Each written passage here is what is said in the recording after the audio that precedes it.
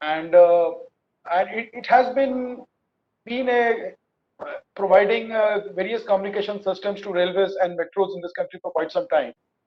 And we have been focusing on Tetra 4G, 5G, and FMRCS networks. Uh, and we're also developing various solutions on 4G, 5G networks as well as FRMCS networks. We have more than around 100 critical networks in place today in this country.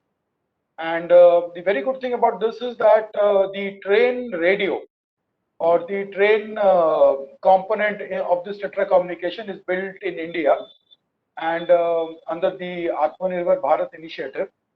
And the dispatching solutions also, which are required at the control centers, the OCC, POCC is also made in this country today. And it is also presently developing a particular software-based switch, which is called MCX1, which is a very critical component of this overall network and which integrates basically to other subsystems like the TCMS, ATS, etc. So we'll come to that slowly. And we have also formed a joint venture with DAM in India. It is called DAM India, and where there is a partnership between DAM and Consort to work on Tetra networks and other futuristic communications which are required. Okay.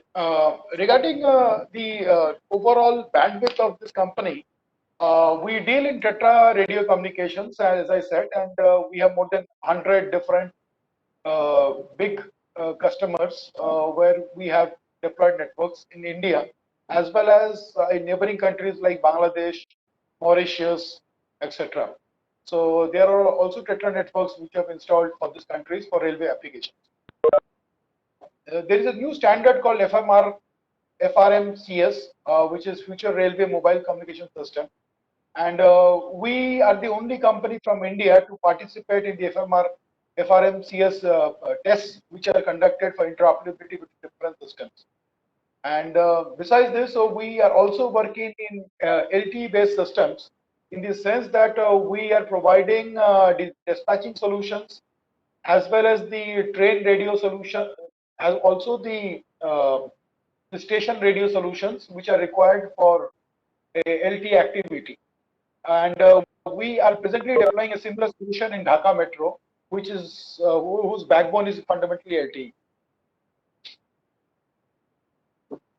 Okay, now the fundamental difference between a normal communication network and a mission critical communication network is that you have to guarantee coverage, number one. And when you talk of guaranteed coverage, it also means that in case of any particular failure, the coverage should also be there. That means you are talking of redundant coverage also. So when you build up a network, so we bring in those kind of resiliencies, if those kind of RF planning is done. So even if one BTS collapses, the network should be consistent. Okay. The second is it should be instant and reliable. By instant and reliable, we mean that you should be able to get resources or channel allocated when you want it. So we have situations when customers have been using GSM networks or the present public networks, and whenever there is an emergency, the network collapses. So because of overburden or more traffic into the network. So this mission critical communication networks are designed in such a way that you provide enough traffic capacities, and you also integrated into the system are different kind of priorities of different kind of calls, which will always get through even if the channels are allocated. And there are also emergency call facilities available, that even if a channel is busy, everything is busy, if you do an emergency call, you're going to get through by breaking into a different call. So that is it. The third important thing is it has to be secure. So that by secure, there are different levels of security. One is authentication, that the terminal that you are using is actually a terminal of your network, number one.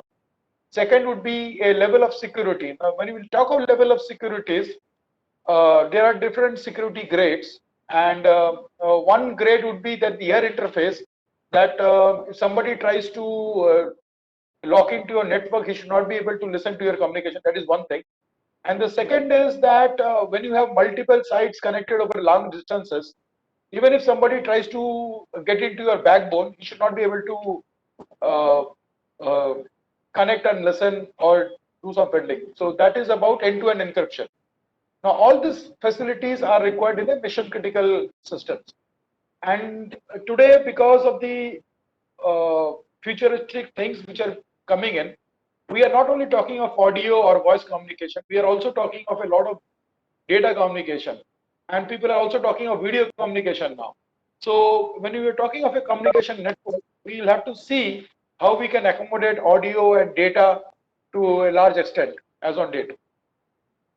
Another very important thing is that the system should be allowed to have different kind of call sets. When you talk of call sets, we talk of individual calls, we talk of priority calls, we talk of different kind of group calls, we talk of announcement calls or broadcast calls. So all these call facilities should be available because when you have mission critical application, it is important that when somebody speaks, a lot of people should be able to hear. So that is also very important, which is not available in a normal private network. And the second thing is, in a lot of new systems, you have a lot of SCADA kind of applications or low data applications. So your system should be capable enough to handle low data applications of picking up some kind of IO data and transferring it to a control room and all those kind of things. So this is about what mission critical communication requirements are as on date. Okay, regarding DAM, DAM is a company started in 1981, and the good thing about DAM is that it's all its production is done in Europe, and we are there in more than 60 countries worldwide, and we are a member of the TCCA or the uh, Critical Communication Association. We are a member of the DMR Association, member of the TETRA associations, and we have provided more than 32,000 channels worldwide. And we have very extensive references in railways and other mission critical customers. About DAM in India, like we have more than 100 systems deployed in this country. And in recently, we started a company called DAM India, which is a joint venture between DAM and Consort to look into the indigenization of TETRA infrastructure in this country, and also look into project management and more engineering, which can be done from India for the rest of the world. So that we are doing it. And another very important thing is as I previously said, that the train radio system, the dispatching system, the softwares which go in for integration with TCMS, ATS, the PAPIS systems are all done in India. So that is the good thing about our company. Okay, so we ended the basic introduction. So we are now going to get into what radio trunking is. See, normally what happens in a radio communication that you have a particular frequency and people will press to talk in that frequency and others who are there in the channels will be able to hear. Now, the difficult part of this communication is that if one person is speaking in a particular channel, the channel is busy. And unless and until he leaves the channel, others cannot talk. That is number one. And number two, even if other channels are free at that point of time, other people cannot use that channel because he cannot get the third party to go to that channel. So that is the challenge in a normal VHF communication.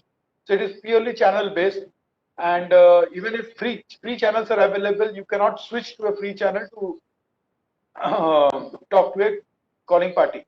So that is the thing. So from there, the concept of trunking came in. It is basically sharing of channels. In telephony system, the first we had this trunk calls, if you remember, and when the channels between states, interstate communication was less, and we used to book trunk calls, and when the channel got free, you were able to talk to a distant state.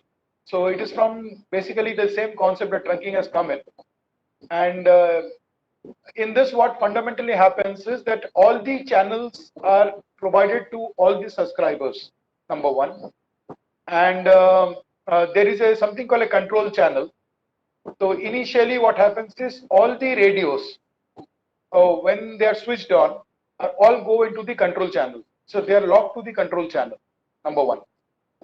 And there is a lot of data communication or control signaling which happens in this control channel between the terminal and the base station or the infrastructure.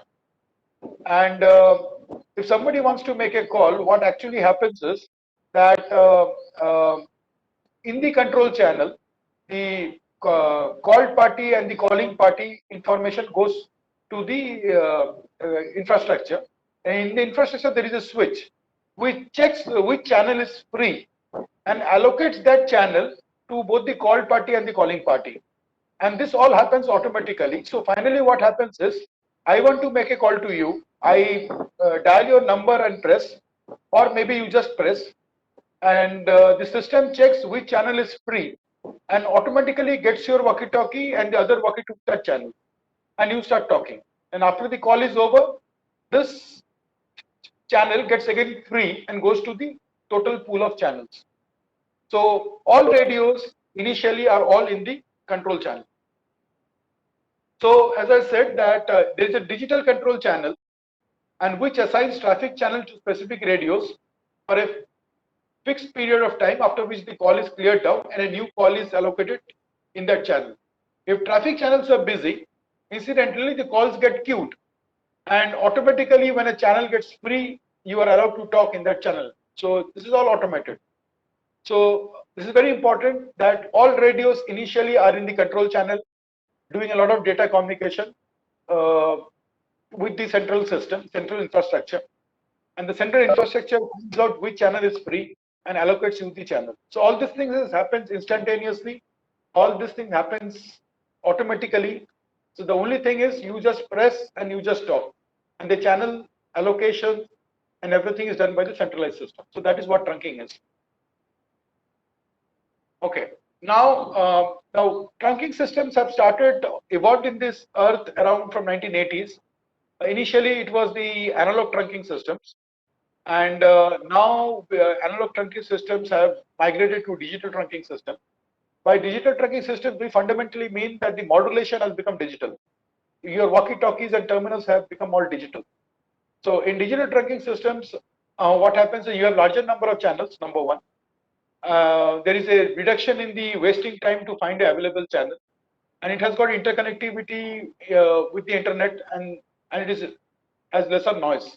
So, and by this digital migration, so another very important thing is what has happened is multiple sites and could get interconnected each other, and you can have multiple levels of communication for larger distances. Okay, now a fundamental difference between a trunk system and a conventional system. In a trunk system, as I said, that the channels are automatically allocated by the system to the user. And in a conventional system, it has to be done manually by the user. And the call setup time is generally around 500 milliseconds in a trunk system. And in analog system, it is instantaneous.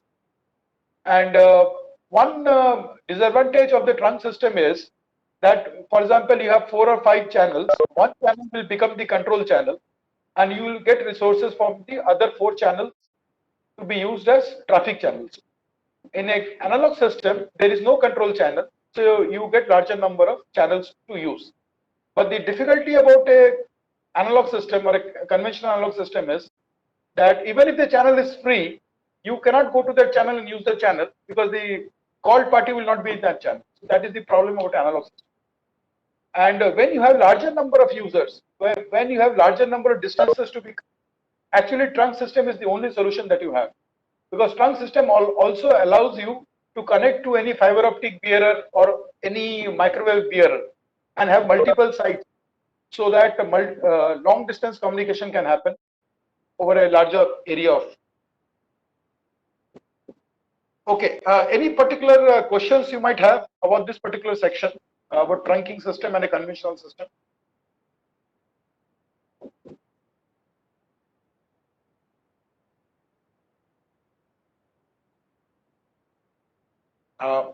Okay, I'll continue then.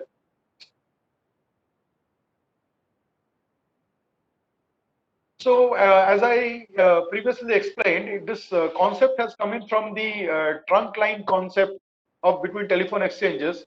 When you have a larger number of telephones, lesser number of lines between the exchanges, and these lines used to be called the trunk lines, and they were allocated depending upon the requirement of the different users. When you have a lesser number of resources to be allocated a larger number of users, you use the concept of trunking. Okay, now see, we have just discussed that you could have very large area of trunking systems in place, and you could have different tetra base stations installed at different locations depending upon the RF coverage of the individual base stations, and they can all be connected over an IP network. So as far as the user is concerned, he just he doesn't know where the other radio is, but he just types the number of the other radio and gives a call. It is for the system to understand, depending upon the home location and the visitor location of the other radio, and direct the calls automatically in the network. So as far as you are concerned, it's just like a GSM network. So you do not today know where the other user is. You just make a call and the call lands to him. Now the difference between a GSM system and a trunk system is that it allows you group communication. It allows you different kind of emergency communication channels. So that is a different thing about it, and it also allows you a large number of interfaces. It allows you interfaces to analog gateways from where you can talk to analog radios. It allows you interfaces to dispatching systems or PC based systems which are used for control applications for your train movement. It can also be integrated to your telephony systems like PABX and PS10 interconnectivity. And this is how the overall network looks like normally. So large area trunking systems are possible, and they are being used in a large number of locations in this country also. And in this, every tetra base station or any trunking base station would interact with each other and route the calls automatically. So here it is for the user to just make a call and that's it. Okay, so we'll just explain this particular slide slightly more. That in this fundamentally a trunking system, there is a control channel or which is being used, or which is also called the controller, and you have the different channels. Now the traffic channels are allocated depending upon the usage and the requirement of different users. So somebody wants to make a call, then it will go in channel A, and the second user wants to make a call, it will be allocated at channel B, and all these things are done by the controller through the control channel. Okay, so we have more or less given you a basic outline of what trunking system is, and we'll now slowly get into TETRA. TETRA is an acronym for a technology called terrestrial trunk radio. How this has evolved is there is an organization called ETSI, the European Telecom Standards Institution. So what they normally do is they prepare a draft specifications of every, and it is circulated to all the major users and the manufacturing companies. So after they had drafted the GSM specification, so HC felt that a similar specification should be done for the critical communication users, and then they drafted TETRA. So TETRA is very similar to GSM, except that it has a host of other features which are required by the critical communication users, mainly group calls, priority calls, and dispatch options, a lot of better encryptions. So that is how TETRA has evolved.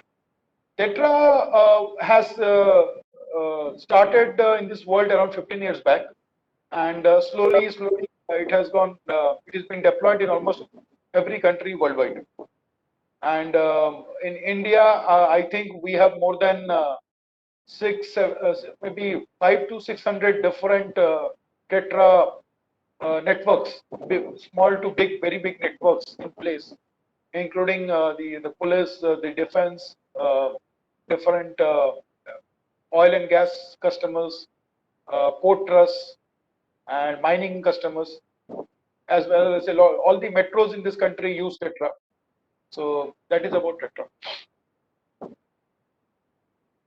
Okay, now as I have given you a brief, Tetra was developed by ETSI, and ETSI basically wrote a lot of new features into the GSM specification, and this was created. And this has fundamentally all the facilities of a normal analog radio. It has all the facilities of a analog trunking system, and almost all the facilities of a GSM system. So that is how the Tetra is. And and the mobile and the Tetra phones which are available, or the Tetra walkie-talkies which are available, are today very similar in more or less the shape and dimensions of a mobile phone.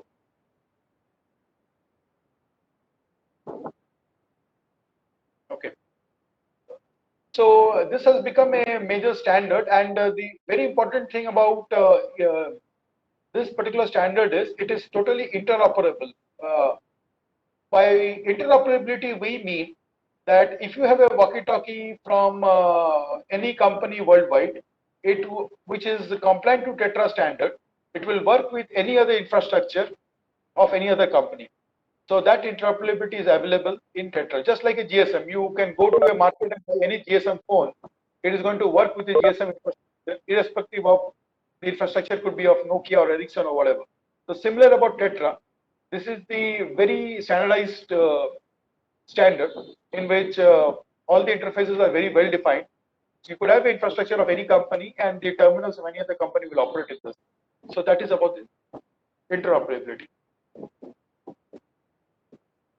Slightly more into details, Tetra is actually 4-slot TDMA.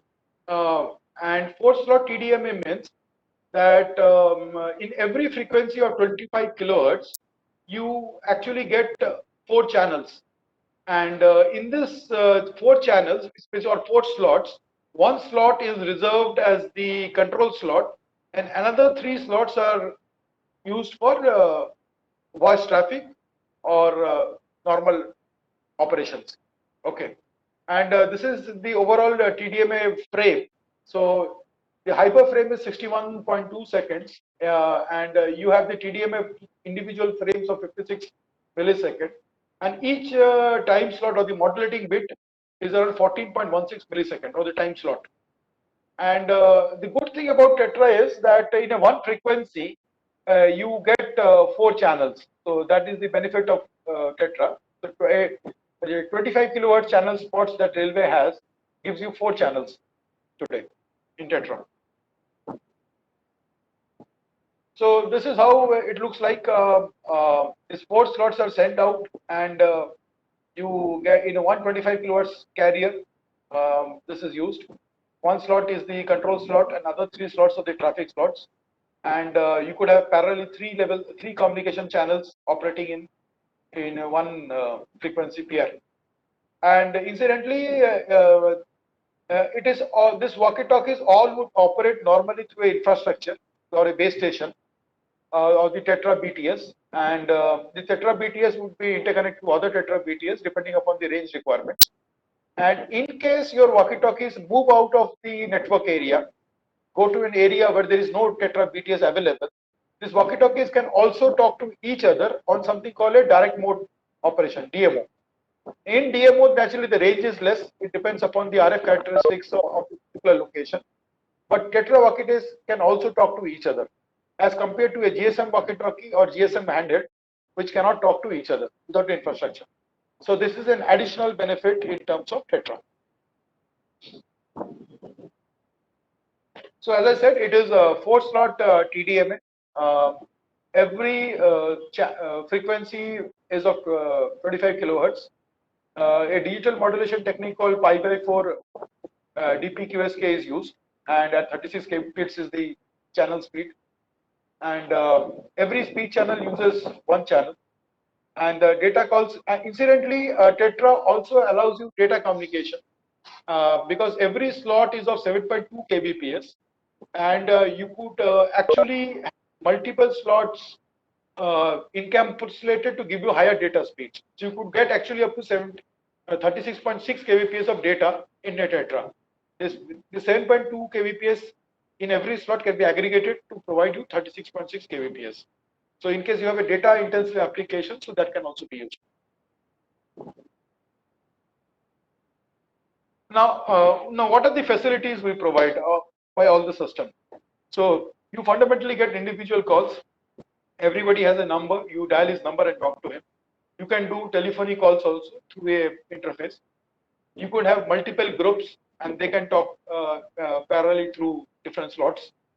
Now, when you were talking of groups, you could have different kind of priority levels for different groups. So maybe some senior people could have a higher priority, and higher priority will be given more allocation of channels, or higher priorities will be provided to their channel allocation as compared to a normal lower priority group. And there could be something called emergency call also. The emergency call is something in which even if all the channels are busy, one channel would be cleared down and your call will be made to go through. So that is an emergency call. So it is very useful in distress conditions, and so people can break through into a already working channel and call can go through. So that is about the emergency channel. It is preempting other users and making a call. Okay.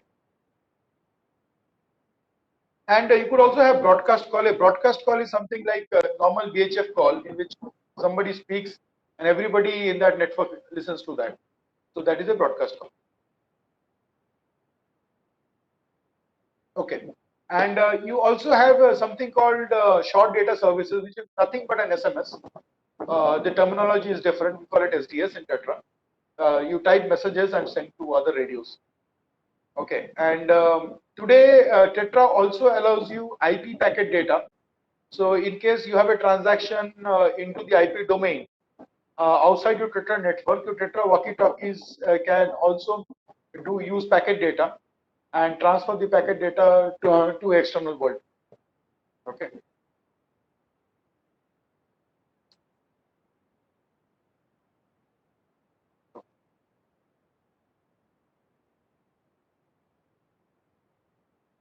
Now, regarding integration of Tetra to other networks, we can integrate Tetra with existing analog networks, like your existing VHF communication network. That is one. It can also be interfaced to your telephony networks, or the could be an EPBX, or it could be a PSTN direct connectivity. It could also be used to send SDS to mobile networks, in the sense that you could send an SDS, it could get transferred into it and become an SMS going into a mobile network. And you can also do IP data traffic to your mobile networks from a Tetra, the walkie-talkie. So these are the different kind of possibilities that you have in a Tetra network. Is regarding the encryption. I think we'll have to define it into three different parts. One is authentication. By authentication, we mean that the subscriber that is using the network is a valid user or not. So there is a mechanism inbuilt in Tetra by which this the walkie-talkie, which is only authorized, will be able to talk to the base station. That is number one. That is authentication. Second is ear interface encryption. Ear interface encryption is what it is the encryption which is required when a walkie-talkie is transmitting to the base station. So this is ear interface encryption, and this ear path is encrypted. So anybody who's trying to, log in into this network from the airway site will not be able to get in. And the third thing is that, as I said, that Tetra base stations are integrated over a LAN network or a WAN network. And it is that if somebody is trying to tap into the LAN or WAN network, he should not be able to get into it. So that is called end-to-end encryption. So all the three different standards are available in Tetra, and it is also standardized on the different kind of customers. For example, the defense customers have a higher level of encryption that is also defined, and so there are something called Tetra encryption algorithm 1, 2, and 3. So there are different standards which different customers can use. Okay, anything about Tetra you would like to know, gentlemen? Abir, Yeah. Abir, I just wanted to know that in your presentation you have given that in case of no connectivity, means no coverage is available, still we are able to make call. Yeah, correct. It is basically the Tetra walkie-talkies have a facility called DMO, direct mode Yeah. operation. Okay. So in happens is the two Tetra walkie-talkies can directly communicate to each other. Okay. It is just like a normal, it becomes a normal VHF radio. Okay. So they are able to talk to each other directly without going through the Tetra infrastructure. So that is the idea. But still we require some network through which they can talk. If there is no coverage, no network available, how we can talk? Yeah, because that's what. See that normally Tetra walkie-talkies will always operate through an infrastructure. So walkie-talkie will communicate to the infrastructure. Infrastructure will decide which channel to allocate, and then it will get the call going to the other walkie-talkie. That is the normal way of operation. But the Tetra walkie-talkies otherwise also have an inherent feature. They will be able to transmit directly to another walkie-talkie in case the infrastructure is not there. You take two walkie-talkies to Mount Everest, you don't have a network there, but they will be able to talk to each other. So that is a facility of Tetra. That is the inherent facility of Tetra. One more question.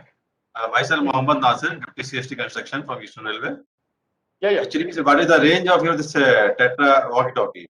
As you were telling me, in the absence of network, both walkie-talkies can talk. Then what is the maximum coverage area? See, now there is two or three things we need to understand. Tetra is available in 400 megahertz onwards. It is not available in VHF. Okay. So in 400 megahertz onwards, the Tetra walkie-talkies have a power of 1 watt to I think 3 watts. Okay. So now depending upon this power and depending upon the environment, you will get a range. What we have seen normally is in a city environment, slightly semi-urban environment, we get around 1.5 to 2 kilometers of coverage between two walkie-talkies. So means within the range of 1 kilometer and 2 kilometer only we can talk if there is no network. Yes, correct. Okay. And in case you are using static radios or mobile radios, Tetra mobile radios, which generally have a power up to 10 watts, then the range would increase. You can get up to around, I think, 15 kilometer point to point.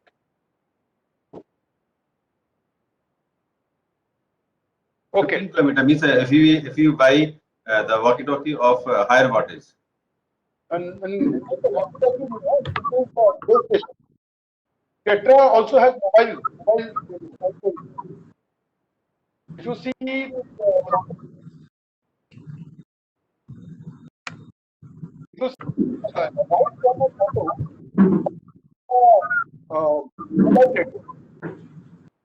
car mount radio. So static operation.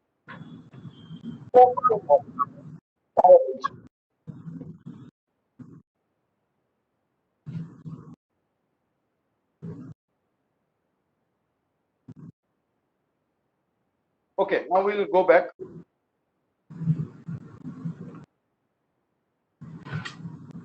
I think Abir sir, we can add one more thing here. In Western Railway, Mumbai, we are covering the area from Churchgate to Virar, which is around like 70 kilometer, and we have deployed 6 number of base station. So by 6 number of BTS, we are getting the coverage in 70 kilometer. Right. Okay. Yeah. So we will now go into the specifics of the system of the DAM Tetraflex system. Okay. Now, when we talk of infrastructure, as I said that Tetra is basically infrastructure product in which you have base stations all interconnected over an IP network, and these are the different kind of interfaces which are available. You could have log servers. Now, what are these log servers? They record all the calls that are happening. They also record all the SMS and SDS that is happening. So this is a logging function. So all the calls which are happening in the network gets logged into the server. Then you could have different gateways. Now these gateways are required for different applications. We'll come to that slowly. You'll come to know why gateways are required.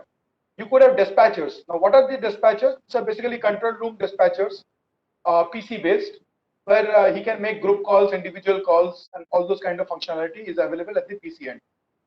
And so this is about what a whole network would look like. Now, the good thing about the DAM infrastructure is, DAM infrastructure, it is a distributed architecture. By distributed architecture means that there is, you could put this anywhere in the network. The gateways and the dispatchers and the base stations could be put anywhere in the IP network and start operational. Unlike the centralized architecture, what used to happen is, you used to have a central switch, and normally all the infrastructure equipment would come and get connected at the central switch, and all the routing would to be controlled by the central switch. But the good thing about the DAM infrastructure is, it is a totally distributed architecture. You put your base stations and dispatchers anywhere in the network, and they will start operation. You don't have to come back to the central switch for any call routing and everything. And now the difference between these two is that in case there is some issue in the central switch, then the whole network collapses in a centralized architecture. Here, if even there is a particular failure in a particular node, that node is out of the network, the rest keeps on operation. So that is the good thing about the decentralized architecture. Okay, so it's just adding what we have said here is, it is a totally distributed in which all the nodes are there in the on the IP domain, and all the vital information about the network is continuously getting shared and replicated in all the other nodes in the network. So in case any particular node goes down, it is just that that node will start functioning. The rest of the network will keep on operation. So that is a good thing about a distributed system. So there is no single point of failure, and all the local and data traffic will keep on happening without any interruption in the system, and all the features remain intact. And another very good thing is, when you want to expand, you just plug in the new node anywhere on the IP network, and that's the end of the story. You don't have to route all your calls back to the central switch. So it is just plug and play. So it becomes much easier to handle this kind of network. Okay. And now another very good thing about DAM is that DAM provides you indoor base stations as well as outdoor base stations. Indoor base stations are normally, you require a air conditioning environment, and you need to run a lot of RF cables to the tower top and put the antennas there. The second option today, which is you must have seen in all the new LTE and GSM networks, they are putting small base stations at the top of the tower itself. So Tetra base stations are very compact, very small, and they are tower mountable. So you can put this particular base station at the top of the tower. So in this, what happens is you save on the air conditioning and the room and everything.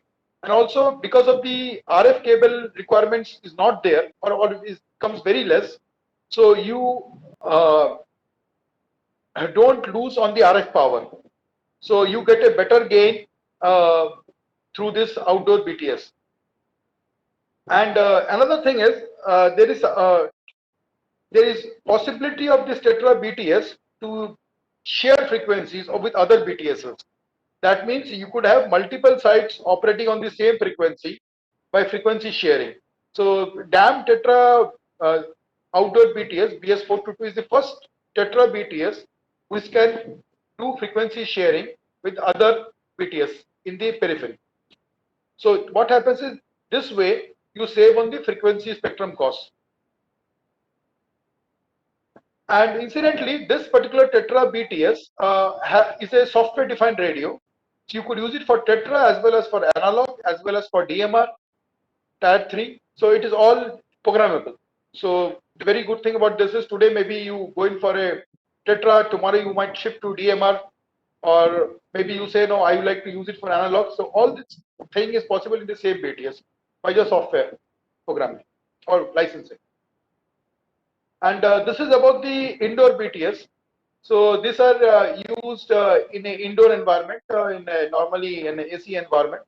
And from here, RF cables go out to the tower, and you put tower top antenna systems. So that is how it is. And this can have up to 16 carriers. By 16 carriers, and each tetra carrier, as I said, can handle 4 channels. So up to 64 channels can be handled by this particular BTS if you want. And this could be a single site system, or as I said, you could have multiple of the sites connected together on IP backbone, providing you a multi-site system covering a larger area. For example, in the metro, we are presently, for example, I remember we are doing Mumbai Metro.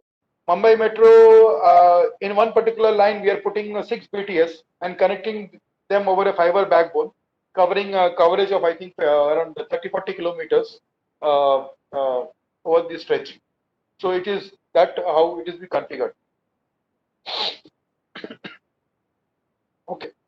Now we will go into something more interesting, more relevant to you. What we have done in Western Railway.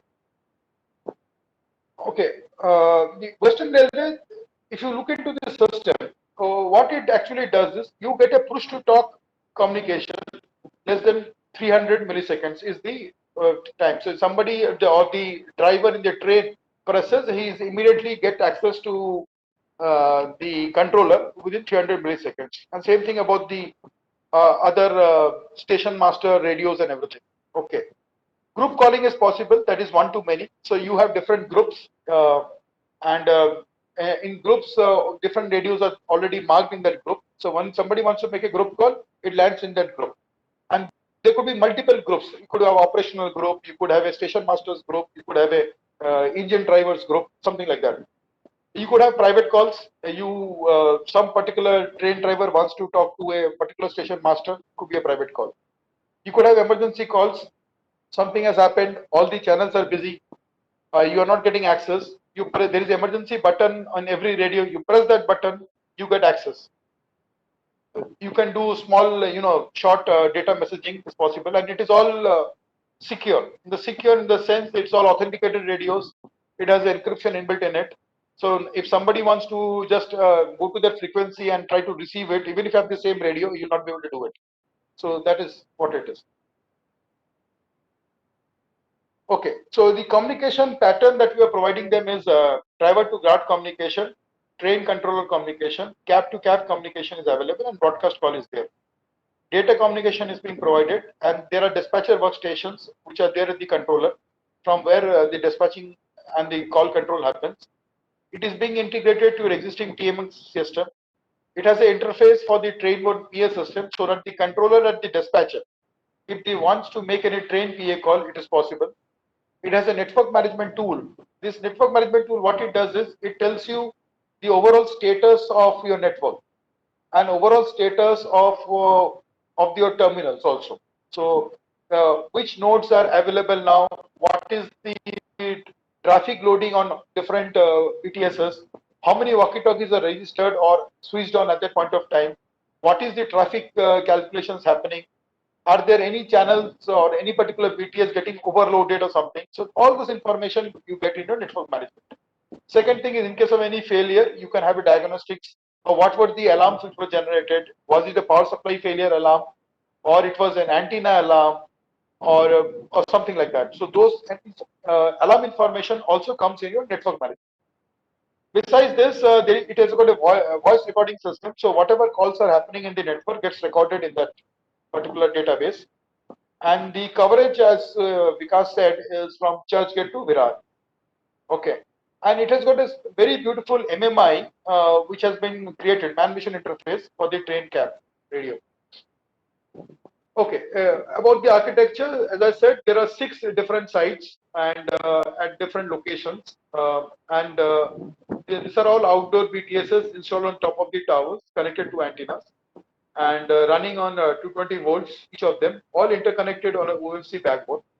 And at your control room, you have the PABX gateway. From if some driver or some walkie-talkie wants to make a PABX call, it is possible. And telephony network users can also get it through this PABX into the radio. And there is a voice recording system. There is a TMS gateway. And the dispatchers are available and the network management is available. Okay. Any questions on this particular architecture, gentlemen? Abir, हाँ जी. I just wanted to know that you were telling that your application is with metros as well. Now, Yeah, yeah. most of the metros are running underground, right? Yes, correct. But we cannot provide these towers underground. So Okay. how we are able to provide these coverage then? Yeah, in underground, sir, what we do is there is something called a leaky cable solution. Okay. So in this, what happens is the Tetra BTS power output, instead of radiating into a antenna, gets radiated into a cable. Now this cable is run through and through the tunnel, and this leaky cable So we have to provide the cable as well. Yes, that is the way it is done. So instead of the antenna, this Tetra BTS output is dropped into this leaky cable, and those leaky cables are run on the tunnel faces, and walkie-talkies and train radios, whenever it communicates, that signal is picked up by the leaky cable and brought to the Tetra BTS. Number one. Number two is So it is going through cable. it is going through cable. Yeah, it's called RF. And leaky how cable. this cable is connected? Just one second. How this cable is connected with this walkie-talkie? Cable is not connected to walkie-talkie. It's just like an RF cable, sir. It is just a pure RF cable. Only thing is, on this RF cable, inside the RF cable, there are some small slots. Okay, and through these slots, radiation happens. So it is a leaky cable. So the whatever Tetra power is being radiated is leaked throughout the cable. So a trained walkie-talkie, wherever it is within near to that cable, will be able to receive that leaked signal from that cable and able to receive. And when the walkie-talkie presses through this leaky cable, picks up that signal, and it is brought back through the cable to the Tetra BTS, and it receives the signal. And what is the range of this cable? From how much range it can it can take the signal from the walkie-talkie? Right. Good question. Good question. Sir, yeah, this is slightly difficult to answer because it requires some calculations regarding the kind of tunnel it is and how big the tunnel is. Normally, 1.5 kilometer of coverage is possible, and because these leaky cables are also available in different sizes. You could have, half-inch cable or a 7 by 8 inch cable or 1/4 inch cable. So these cables have to be, designed. This network has to be designed. And the second thing is, after every 1 kilometer, there are something called, RF amplifiers. Okay, bidirectional RF amplifiers. They are also put between the cable so that this range is extended by another kilometer. So it is a design which is done. But everywhere in the world, in all road tunnels and railway tunnels, this is the way it is done. Okay, is this the standard practice for metros, underground Yes, metros? This is the standard practice. Not only metros, any tunnel anywhere in the world or in enclosed space. For example, in a building also. For example, there are very big buildings worldwide in which the RF signal will not go into the building basements and all those places. So there also they put these leaky cables to transfer the signal in the basements and underground areas. That is the only way of doing it, sir. Okay. Right. Thank you. Thank you. Okay, we'll go to the next slide. So this is the network layout. We just explained this. Just interrupting you. Just Yeah. in continuation of Mr. Vijay Gar. See, I want to know is when you are providing the leaky cable, we can talk over the walkie-talkie also. That walkie-talkie will be able to connect with the leaky cable network. Yes. All walkie-talkies, any train, cab radio, everything. What happens is the RF signal which is radiated from the walkie-talkie is picked up by the nearest leaky cable. Okay, and that signal is goes through transmitted through the cable. It's like a what do you call it? It's like a duct. Okay, it's like a duct. So this cable would act as a duct or a waveguide. So when the walkie-talkie presses, that signal through the leaky cable pore goes into that RF duct and goes back to the base station, and the base station receives the signal. And But on the other I think, but the range may be the very less. Range, as I said, normally 1.5 kilometers of leaky cable. You can have direct leaky cables up to 1.5 kilometer on the tunnel face, and walkie-talkies anywhere in the tunnel will be able to communicate. So from Okay. the leaky cable, that walkie-talkie can be up to around 1 kilometer, 1 to 1.5 kilometer. Not from the leaky cable. See, the tunnels are normally very small, sir. Tunnels would be, let's say, about 30 feet or 40 feet. Okay. Okay. So the walkie-talkie inside the tunnel would always be within 10, 15 meters, 20 meters from the leaky cable. Okay, whatever you do. Okay, right. So this signal will be picked up by the leaky cable and brought to the base station. And base station to the leaky cable distance normally is around 1.5 kilometer. And if you want to have larger tunnels, then you put amplifiers in the middle and extend it through another leaky cable. So that is the way. Okay. Okay. Abir, what is the frequency range over which this communication take place during the tunnel? So it depends on whatever frequency you want. It depends. See, Tetra normally in India in metro is all 400 megahertz. So everywhere in this country, in underground, we are using 400 megahertz. But as So far this as is the VHF range, right? Hai na? VHF range or UHF? yeah, UHF. UHF. But UHF range. as far as the leaky cable solution is concerned, it is independent upon the frequency. It depends upon the cable. When you buy a cable, you have to. Some cables are available from 1 megahertz to 1 gigahertz. Some cables are available from 1 gigahertz to 2.1 gigahertz. It depends. Like you buy the cable accordingly, and you decide on the cable thickness accordingly, and then you deploy it. Because in some tunnels now they are also using not only they say I would like to have VHF communication, I would like to have LTE communication, I would like to have GSM communication running on the same cable. Okay, so you buy a cable accordingly. Okay. Now, just I wanted to know that is it some special kind of cable? This is leaky cable. I have heard first time this word. So in your presentation, are you able to show me that actual pic of that cable? Is it available with you? At the end of the presentation, I will find out something and show it to you, sir. Okay. It is not a part. Is it some special kind of cable other than these copper cables? Yeah, it is a special cable. It is a special cable. Okay. Okay. It is a very. It is called a leaky cable or a radiating cable, or it's also called a slotted cable. So these are the and if you just type a leaky cable in your internet, you'll get a lot of cables, RFS or anybody. So there is a separate division which handles this kind of cable. Okay, now we come to this. We come to this train radio system. When you see the train radio, fundamentally there are two parts. One part is the RF radio, which is actually communicating back with the infrastructure, and the second is the man-machine interface. So what we are now showing you is the man-machine interface. It is a 5-inch TFT screen, and it has an emergency button.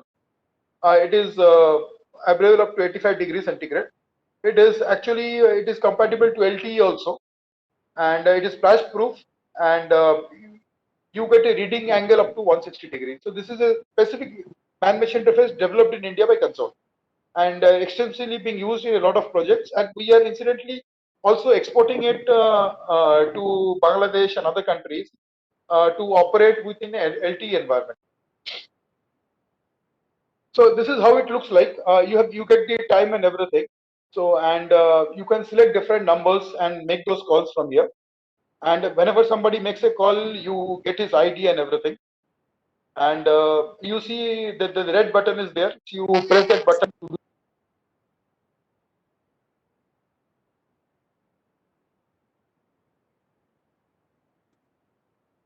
This is how it looks like. And there's the emergency key. There are different keys which can be configured depending upon your requirement. There is a power on off key, and dedicated controller keys are also there. In case you want to speak to a particular controller, you just press that button and you get connected. And otherwise, you can dial any number or any ID of another radio and make that call. So that is also available. And in case you want to make a PA call, you can press the button to the PA call, because this is also interfaced with the PA system. So this is the actual picture of your location installed in a train radio. So this is how it's looking like.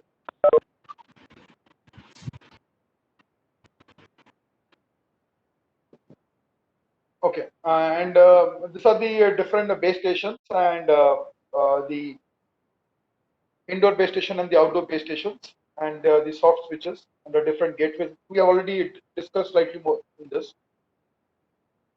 Okay, so I am not sure if you see there is a DAM base station. I think this is a Mumbai installation only. Yes.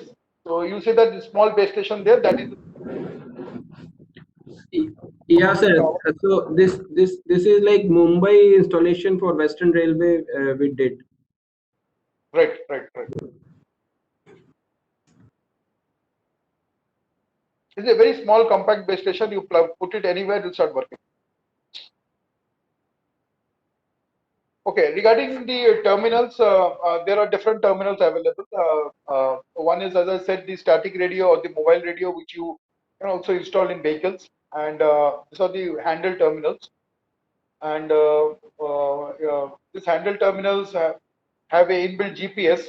So at your control station, you can actually find out where the terminals or the person is moving in the environment.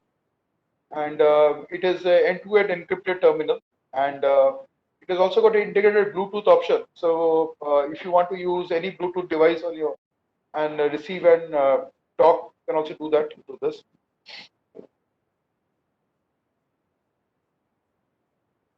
Okay, this is the voice and data logging. So in this, actually, what he's trying to tell you is that who initiated the call at what point of time and how much time he spent in the communication. He was registered with which particular BTS. So all this information comes, and this are called the CDRs. And you can also record all the voice calls which are happening. So this is the small screenshot of that. And this is the dispatcher which is there. So this is important. Like this is I think this is the Mumbai dispatcher, Mumbai Metro Rail dispatching dispatcher, in which you have something called a communication view, alert view, and a train view. So what is the communication view? Communication view allows you to make calls. A different kind of calls are possible through the communication chapter. And in this, you have individual calls, group calls, telephony calls. All those kind of calls can be made through this. And in case any call comes to you, you also get it in this particular view. Okay. And you also get a record of all the previous calls and everything. And there is a kind of phone book available, as you can go to that phone book at any call by one press. So that is it. The alert view is basically, some if the train, this is specifically more in terms of metro applications. Metro wants us to monitor different alarm status of the train. So whenever there is an alarm in a train, those alarms automatically come at the alerts view. Number one. And number two is all these metro cars have something called PEA, passenger emergency alarm. So if there is a passenger presses a button in the train, his call is directly routed by the Tetra network back to this dispatcher. So he gets it in this alert view. So this is a PA call. So that comes here. Second is if somebody wants to make a PA call from the dispatcher. So because the Tetra is also integrated to the PA system in the train, so he can make that call from his dispatcher. And the third is the train view. In this, you actually come to know where the train is, and you can accordingly make the calls to that particular train. From so depending upon your IDs and everything.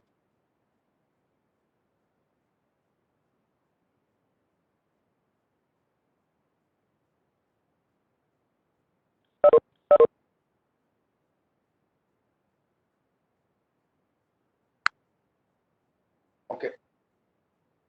Now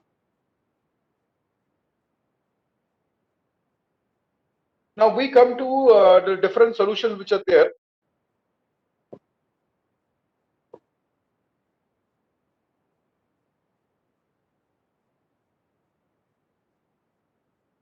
So one is metro rail is very specific about coverage. So in this metro railway, what we have to do is we have to provide redundant coverage. So normally what happens is even if a base station fails, neighboring base station should be able to cover that particular area. That is one thing. And you'll have to have very good audio quality and RF signal throughout the network. So that is also checked. And another requirement is instant communication from the driver. So based on this calculation, traffic calculations are done to ensure that channels do not get busy for this instant communication. And there is also something called location-based calling and functional addressing, which is basically that I should be able to make a call to a particular train depending upon its location. And for this, what happens is that we have integration with the ATS system. From the ATS system, we come to know where the train is. And based on the train, the IDs of the train radios change. And based on that, the calls are made. Okay. And the very important ability is that, making public announcement calls from the dispatcher. It is all done through the Tetra bearer. So what the dispatcher person does, he just selects a train radio and makes a PA call. And this goes through the Tetra radio in the train, gets into the PA controller in the train, and onwards to the speakers. It is also connected to the TCMS system, so that in case of any alarms which happen in the train, those alarms are automatically transmitted by the Tetra bearer back to the dispatcher for the controller to take any action. Another important connectivity is telephony system, and the second is the train station PA system. No, sorry, not train, station PA system. So the engine driver, if he wants to make a call, or any Tetra wants to make a call, he can directly announce into the station PA system. That is also available in all metro rail. So this is an important feature, and it actually is done via the telephony network. So the Tetra call goes into the telephony network, and the telephony network is integrated to the individual station PA system network, and it is by that it is done. And all voice and data gets recorded into something called a centralized data recording system, which is there in the OCC and BC. So this would be something overall solution for a metro rail, or for that case any railway network. So you have the trains, and in these trains you have the train radio control panel or the man-machine interface for the driver. This is connected to the actual data radio, which is the TRS 3900, and this is there in the train. And you have this different Tetra base stations in the network, radio and communicating. And on the IP bearer, you would have at the OCC and BCC, you will have all these integrations available. You have the automatic location system. So all the walkie-talkies and the train location would come to these automatic location systems. You actually know where your train is or where your walkie-talkie is. You will have the dispatcher points or the controllers from where they can make calls to the different terminals. Integration is done to the rail signaling system or the ATS system on one side, and also it is also integrated to the master clock system, so that the clock timing even through the all the radios and everything is there. And sometimes in some stations, because of coverage issues, we also have put some small repeaters to provide indoor coverage inside the station from coach levels and platform levels. So that is where the small BS422 modules come in. And walkie-talkies and all those things are given to different users. Another important thing which is now available is there is a small smartphone application available. So in case you have a smartphone and you want to get logged to a Tetra network, and that is also possible.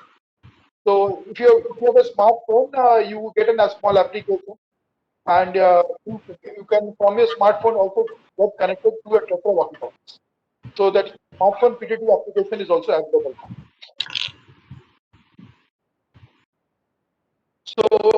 We have also now slowly coming up something called light rail, which is also a requirement coming up in this country for where the requirement is not that high in terms of integration and everything.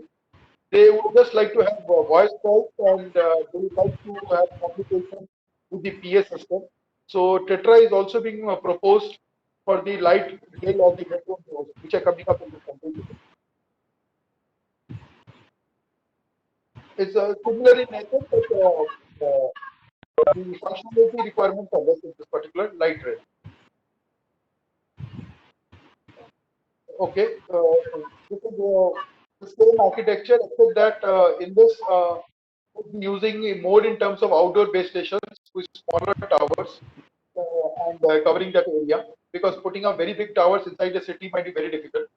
So smaller towers with small BTSs, outdoor BTSs, and covering that whole area, and integrations with the different subsystems which are there. Okay, and regarding we are working in the second rail project in Delhi now, in which they are deploying a LTE network, and in that LTE network, I think it is of Nokia, and the dispatchers and the train the train radio and the station radios are being provided by us, and it has also these interfaces with the signaling and interface with the public announcement systems, the public information systems. All the alarms are being transmitted from the train through this bearer, and it is compliant with the future rail mobile communication system, which is coming. So that is also being done by us. Here, everything is the same, except that instead of Tetra, the bearer network or the radio network would be an LTE network. So here, the base stations will be LTE base stations. Otherwise, the other equipments in the network are the same. The only thing is the radio network here is being replaced by Tetra by an LTE core network. So that is the fundamental difference in this particular solution that is being provided.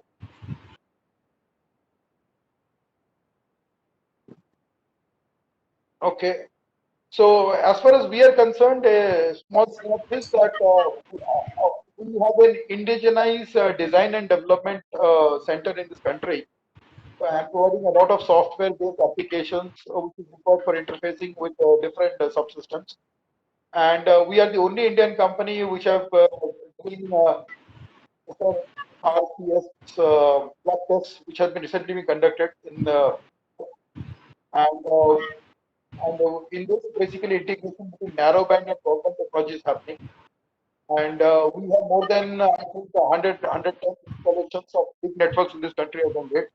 So we provide you a direct service in the country. So this is the indication of our valuable customers that we have. We are there in Nagpur, Pune, Western Railway, MMRDA, and all this train Kawasaki, Alstom, Siemens, they are actually EML. So they are using our Tetra radios. Because this, we are also in international projects from this company. We are doing handling Dhaka Metro and Mauritius Metro. And as far as the references in different other customers, which are our big customers that we have. So Adani, all the ports, we are having our Tetra networks. Tata is using our network. Jindal, Maruti Suzuki, Naira Energy. So it is a few of those customers that we have. Okay. So thank you. And any questions? Because after this, we'll have one or two small videos they would like to show you. So you could ask me any questions on this Tetra network. Yeah, can I ask one question? Please, please.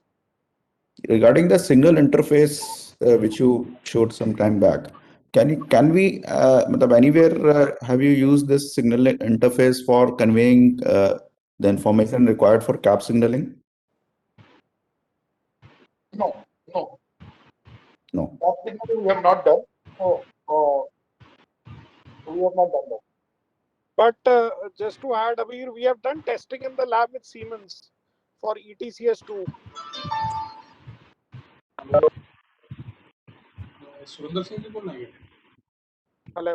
Tundla में थे अभी RBL में है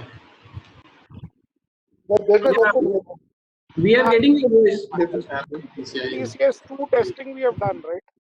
मैं प्रदीप कुमार हूँ PCB mission की DSC में था अभी मैं रेडियो फाइट हो गया आपकी मेरे साथ हमारे यहाँ पे बात हुई जब आप टुंडला में थे regarding Sir, your voice is very low. Mathura में थे आज अभी मैं रिप्रेटेड हो गया हूँ मेरा 5 साल पूरा हो गया था डिप्रेशन मैं रेडियो में आ गया जी Go ahead, Abir, go ahead. आपको फिर दोबारा डिप्रेशन दे दिया बिना कूलिंग पीरियड के Hello. Yeah, any other question? अच्छा अच्छा Yeah, you were saying that you have tested it somewhere. Is it under testing? We have tested Tetra to carry ETCS2 signaling. मैं radio में Europe से मैं आया HR में आ गया There is some disturbance. I think somebody has forgotten to mute. Mood Yeah, नए एक division में एक नई पोस्ट सीनियर डीएसटी क्रिएट कर दिया फील्ड में Hello. Sir, पहली पोस्टिंग फील्ड में नाम तो सीनियर डीएसटी है मैं गाड़ी है ना ऑफिस है ना I request all the participants to please mute their mic. I request senior DST CPU, please mute your mic. तो भाई सही है वो तो खाली मोटी ऑफिसर्स है ये सब पोस्ट Mishra, है फिर बाद में इसको विड्रा कर लेना Sir, Mishra, जी sir, सबको म्यूट कर दो. ठीक है.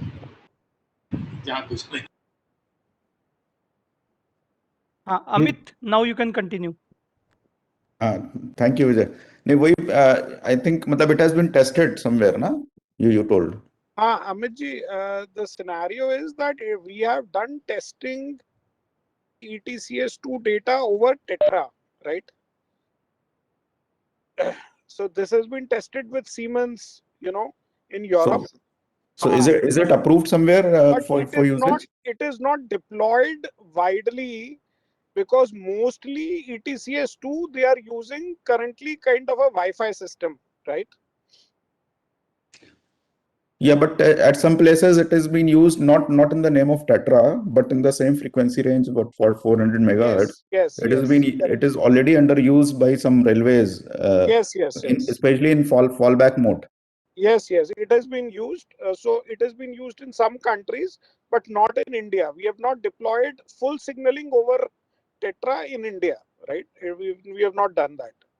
Okay, but it has What been we are tested. doing, what we are mainly doing is carrying some critical signaling alarms, like Abir said, over Tetra from the signaling system. So that we are getting from the train control management system, which is in the train. Yeah, but of course you can maybe you will not be able to do it with that mobile tower thing. You will require this leaky coaxial throughout the system if you want to use it for carrying cap signaling information. I think that will be required. Actually, if it is outdoor, then we typically put antennas, right? And if it is tunnel or underground, then we put Not only in underground scenario, but to make the communication more reliable, especially when you are going for mission critical information. So wherever it has been deployed, even for the viaduct sort of scenario also, they are using leaky coaxials only, not the tower thing. Some places they are using leaky coaxial because typically antennas will, sometimes they are not able to reach everywhere. So Yeah. And also weather conditions and all those things may also affect the working and yes. reliability. So that is completely up to system design. That is not an issue. Yes, sir. Correct. Okay, thank you.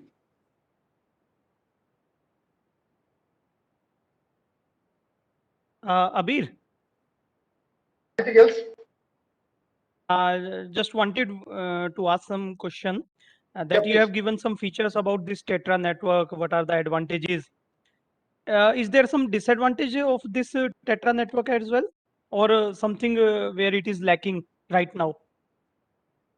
As far as Tetra is concerned, it is fundamentally a voice solution with some amount of data capability. But it will not handle video to a large extent. So in case you have a video requirement, video transfer requirement and everything, Tetra is not the correct solution for you. So that is one disadvantage about Tetra. Because it is a narrowband technology as such, and it will not allow you to transfer too much of video. You can send some small pictures and everything, that is possible, but video throughput is not possible in Tetra. I think that is a major disadvantage as on current requirements of some customers. Any other? Actually, yeah, major disadvantage is that Tetra is mainly a narrowband system, a narrowband data system, and that is the reason why there is a now an upgradation path which is proposed in the standardization body to integrate it to MCX, and MCX can run over a LT network or a 5G network also. So I think one big limitation of Tetra is that it is not a wideband data system. This is, I think, the only big limitation. So why we are not shifting it on gigahertz? Why it is only in megahertz? Because Sir, at gigahertz we are going to get some more bandwidth. No, it is not an issue of megahertz or gigahertz. As you are saying, it is mainly an issue of channel bandwidth, right?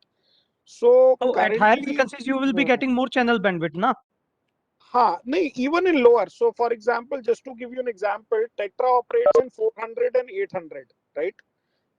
But my channel bandwidth that Tetra uses is 25 kilohertz. So one carrier, if I deploy in Tetra, is 25 kilohertz, and it will give me 4 voice or data channels, right? But on the contrary, you can deploy LTE in the same band. So you can also deploy LTE in 400 or 700, like we are doing now in railways in 700. And but the bandwidth allocation for that is 45 megahertz, correct? So therefore, it is allowing for greater data transfer, basically. So is there any plan for shifting in gigahertz frequencies in near future?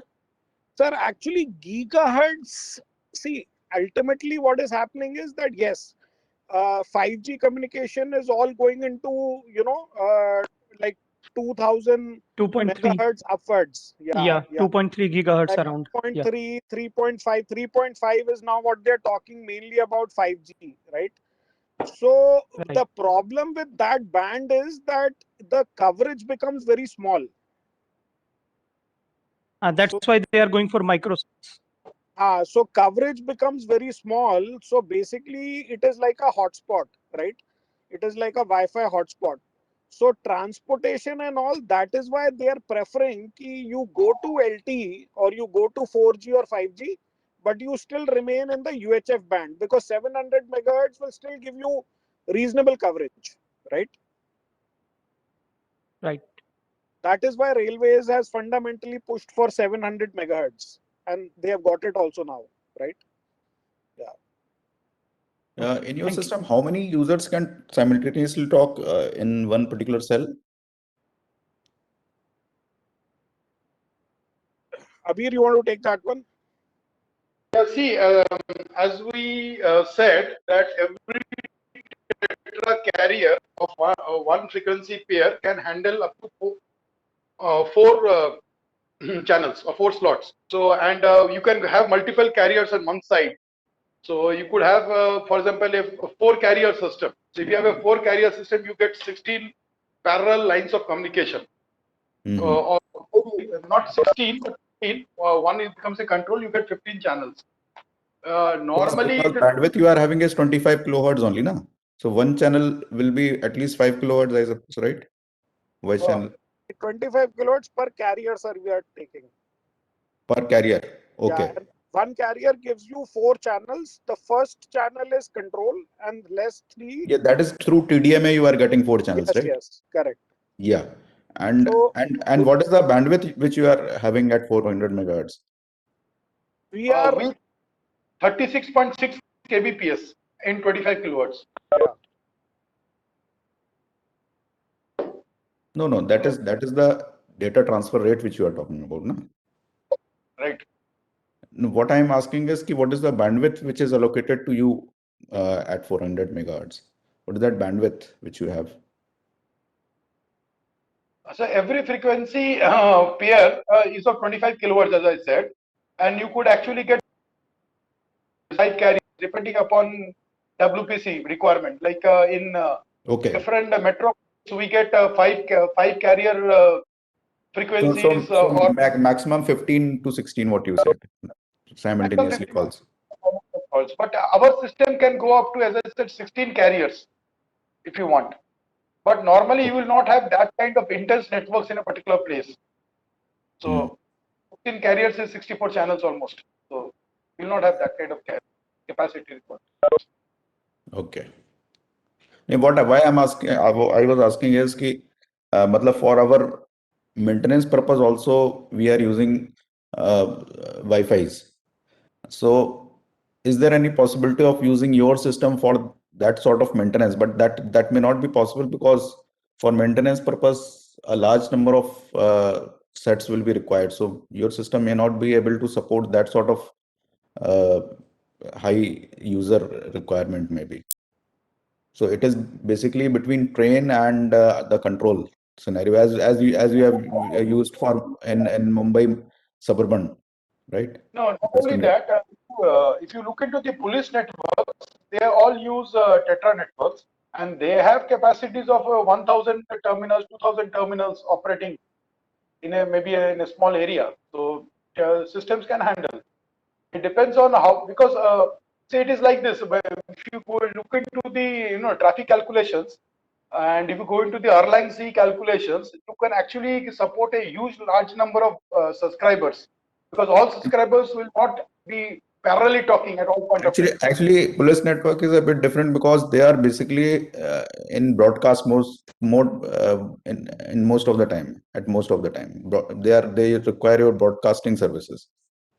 But for railway scenario, we require one-to-one communication. No, So you the normally channel requirement will increase. In broadcast mode, definitely the channel requirement will be less because in the same channel you can transmit n number of users. yeah, correct. But how many users do you normally use? How many users? Sorry? How many users you are thinking of? Like would like to use a system? For example, in one station itself, there may be some from one department. We may be having at least 5 to 6 persons at one point of time, and similarly, there are some 4 to 5 departments who are working.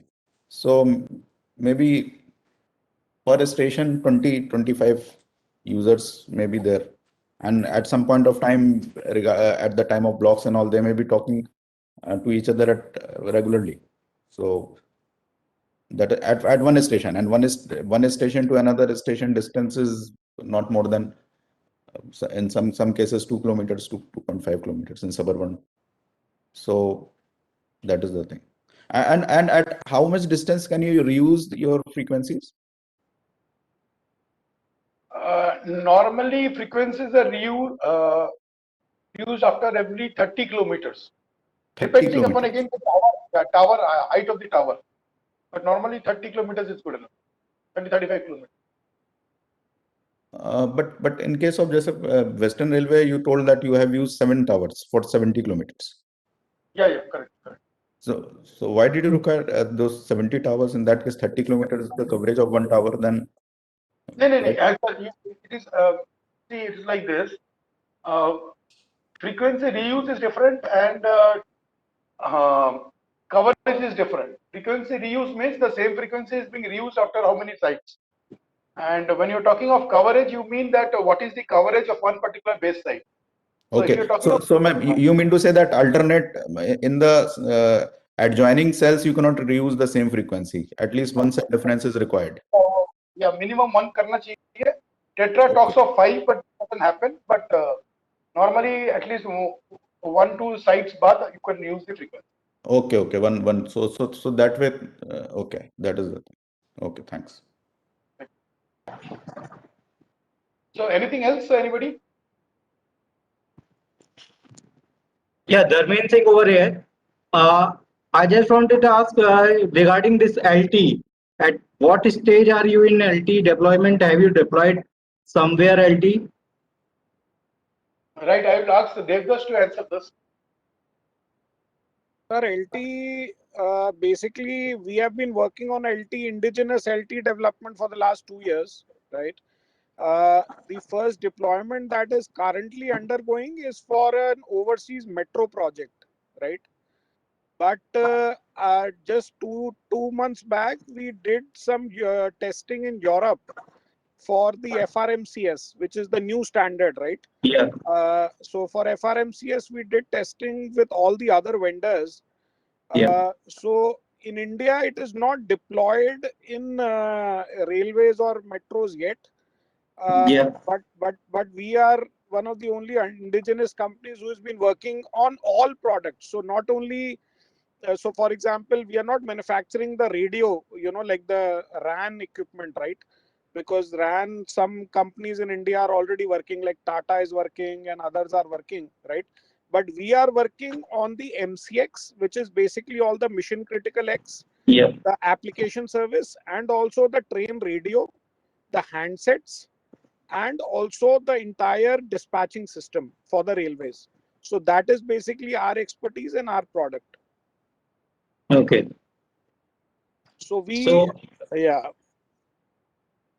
uh, so you are meeting the FRC AMS standard. So what is the, means have you conducted trials for MCX also?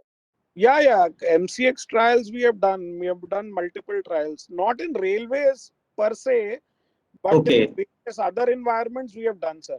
We have done.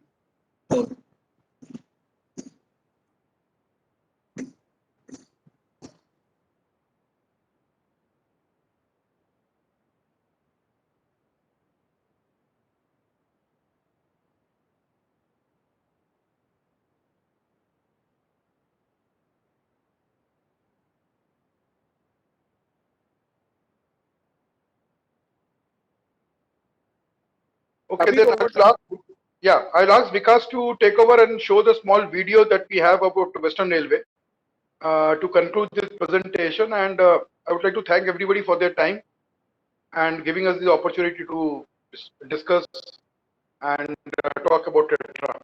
Thank you. Thank you, Abhi.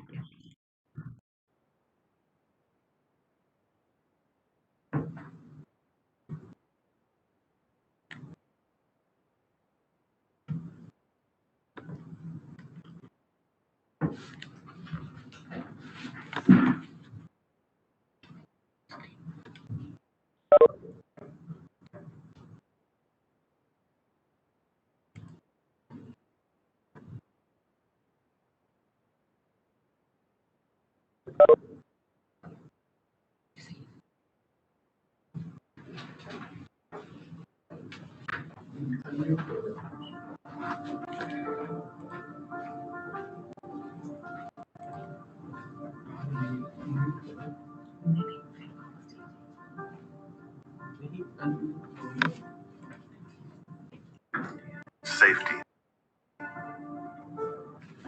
ingrained in all our solutions, a promise of security, reliability, flexibility, and simplicity, a system that will work for decades.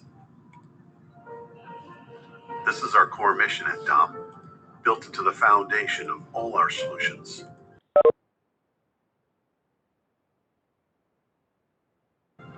Dealing with transit systems and infrastructure that transports millions of people and millions of tons in goods each day, our technology makes communication and management reliable. Designed on our principles, one software, one hardware, we keep it simple and scalable. Our solutions have no single point of failure, so should one base station fail, the network compensates, remaining fully operational. managing a train network or dispatching employees, our solutions ensure instant, uninterrupted communication, which empowers you with speed and reliability you need to keep operations running smoothly.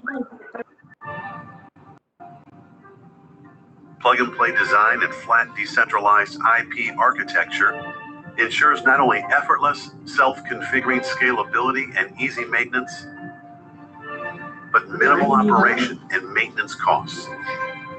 We provide a secure, critical voice and data communication solution in a time of increasing security threats.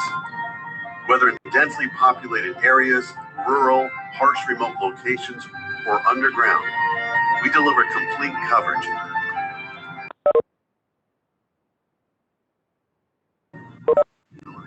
And simplicity. Our deep commitment to give you safety.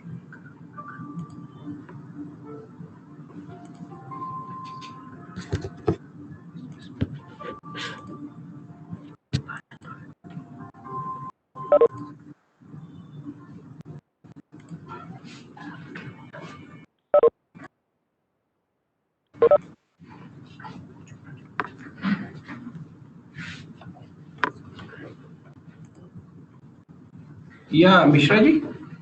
So, हाँ जी. yeah. So, is there any question, anything from anybody?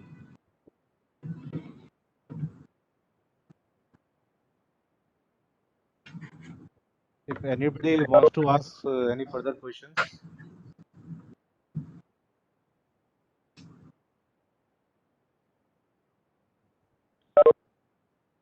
Okay. Shall we conclude, sir?